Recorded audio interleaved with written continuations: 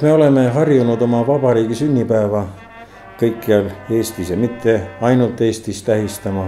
Kohila vallas on aga traditsiooniks saanud, et Eesti Vabariigi sünnipäeva eilsel päeval, see on 23. veebruaril, tulevad kõikide valla lasteaedade lapsed rongkäigus ja puhkpilliorkestri helide saatel meenutushetkele vabadussõjas langenute mälestusmärgi juurde, kus kõneleb vallavolikogu esimees, asetatakse pärg ja üles astuvad ka lapsed ise. Pärast lasteaialapsi on end valmis settinud gümnaasiumiõpilased, et tulla samuti ja rongkäigus mälestusmärgi juurde ning meenutada neid, kes andsid elu meie sünnimaa vabaduse eest.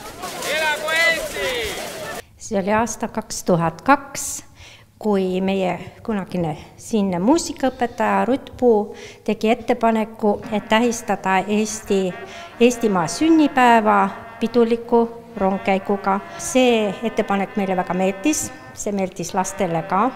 See on hästi pidulik ja armas ja sujuvalt kujunes see vallasündmuseks.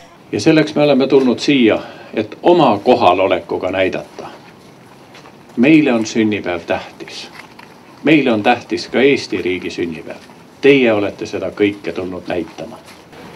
Ükskord tuleb kindlasti see aeg, kui teie olete juba suureks saanud.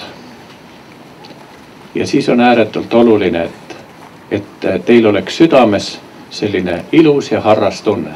Me oleme lapsepõlves käinud oma riigi sünnipäeva pidamas. Me tahame seda ilusat traditsiooni jätkata, ka siis, kui me oleme täisealiseks saanud.